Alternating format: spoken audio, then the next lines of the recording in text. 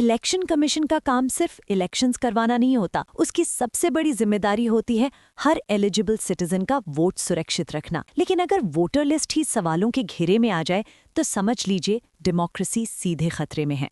SIR क्या है? आजकल न्यूज में एक टर्म बार बार सुनाई दे रहा है, एसआईआर। एसआईआर का मतलब है स्पेशल इंटेंसिव रिवीजन। सिंपल भाषा में समझें तो एसआईआर एक प्रोसेस है जिसमें इलेक्शन कमीशन वोटर लिस्ट को वेरीफाई और अपडेट करता है। इसका मकसद होता है फेक वोटर्स को हटाना, डुप्लीकेट एंट्रीज को डिलीट करना, डेड या शिफ्टेड वोटर्स को लिस्ट से रिमूव करना। पेपर पर यह प्रोसेस बिल्कुल सही लगता है, लेकिन दिक्कत तब शुरू होती है जब जेन्युइन वोटर्स भी सिस्टम में फंसने लगते हैं। अब बात करते हैं वेस्ट बंगाल की, जहां एसआईआर सबसे ज्यादा कंट्रोवर्सी में है।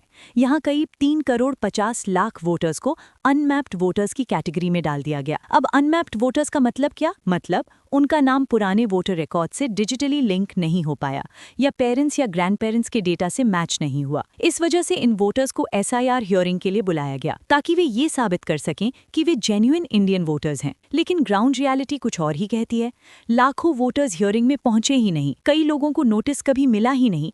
कई डेली वेज वर्कर्स थे जिनके लिए हियरिंग अटेंड करना आसान नहीं था, और बहुत सी लोगों को ये भी नहीं पता था कि एसआईआर है क्या और क्यों बुलाया जा रहा है। नतीजा ये हुआ कि आज करोड़ों वोटर्स के मन में डर बैठ गया है कि कहीं मेरा नाम वोटर लिस्ट से डिलीट ना हो जाए। और जब वोट का अधिकार खतरे में होता है तो ये सिर्फ एक स्टेट की बात नहीं रहती, पूरी डेमोक्रेसी पर असर पड़ता है। इसी चिंता की वजह से मामला पहुंचा सुप्रीम कोर्ट तक। सुप्रीम कोर्ट ने इस पूरे एसआईआर प्रोसेस पर काफी अहम गाइडलाइंस दी हैं। पहली गाइडलाइन, इलेक्शन कमीशन को निर्देश दिया गया कि जिन वोटर्स के नाम पर लॉजिकल डिस्क्रिपेंसी है उनकी लिस्ट पब्लिक की जाए ताकि लोगों को पता चल सके कि उनका नाम रिस्क में है या नहीं। दूसरी गाइडलाइन, ये लिस्ट सिर्फ वेबसाइट पर नहीं बल्कि ग्राम पंचायत, वार्ड और ब्लॉक ऑफिसेज में भी डिस्प्ले की जाए ताकि आम नागरिक भी आसानी से चेक कर सके। तीसरी गाइडलाइन, कोर्ट ने साफ कहा वोटर्स को पूरा समय और फेयर अपॉर्चुनिटी मिलनी चाहिए।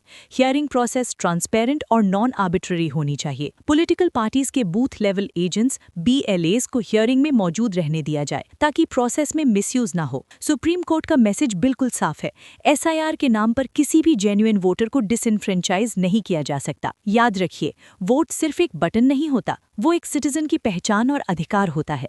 अगर सिस्टम इतना कॉम्प्लेक्स हो जाए कि आम आदमी उसमें खो जाए तो सवाल सिर्फ एसआईआर का नहीं रह जाता, सवाल डेमोक्रेसी का बन जाता है। इसलिए अवेयरनेस, ट्रांसपेरेंसी और अकाउंटेबिलिटी आज सबसे ज्यादा जरूरी है। अगर आप वोटर हैं तो अपना नाम जरूर चेक कीजिए, क्योंकि डेमोक्रेसी तब तक जिंदा रहती है जब तक हर आवाज गिनी जाती है। अगर आपको ये वीडियो पसंद आया तो लाइक, शेयर, कमेंट और सब्सक्राइब करना ना भूलें।